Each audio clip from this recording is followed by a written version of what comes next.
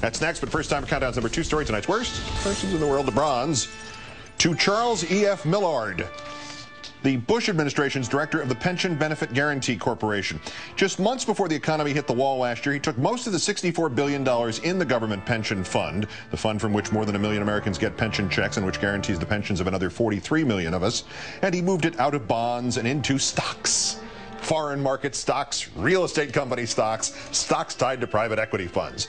The fund's stocks promptly dropped 23% as of last September 30th. Pension Guaranty will not say how much its stocks have dropped since last September 30th. Mr. Millard is a former managing director of Lehman Brothers. I'm not sure, but I think he's now the CEO of the hot dog cart over here on 6th Avenue. Silver, the disgraced ex-New York Times columnist, William Kristol, a caller to C-SPAN, pointed out how he and so much of the right-wing echo chamber had hyped the president's phony claim, the former president's phony claim that Iraq had WMD, and he asked, will you personally apologize to those folks right now? Simple yes or no, thank you. Kristol did as asked. No.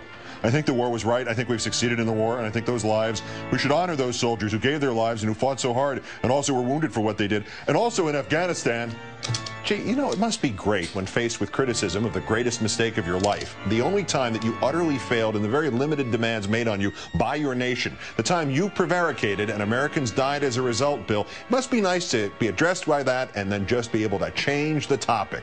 And also in Afghanistan, but our winner Glenn Beck getting more pub out of this transparent, holier-than-thou, hypocritical 9/12 project, which the New York Times today described as, quote, an initiative to reclaim the values and principles that he said were evident the day after the September 11, 2001 terrorist attacks. On a special broadcast, he asked, whatever happened to the country that loved the underdog and stood up for the little guy?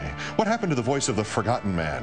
Well, what happened to it was people like Glenn Beck killed it out of selfishness and prejudice and the hatred that boils in their souls. 2 days before the 4th anniversary of 9/11, Glenn Beck, Mr. Spirit of 9/12, went on the radio and said, quote, you know, it took me about a year to start hating the 9/11 victims' families. It took me about a year. And when I see a 9/11 victim family on television or whatever, I'm just like, oh, shut up.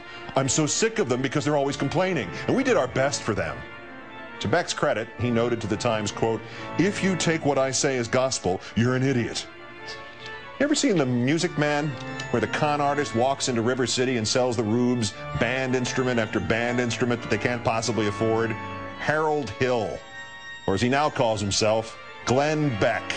Today's worst person in the world.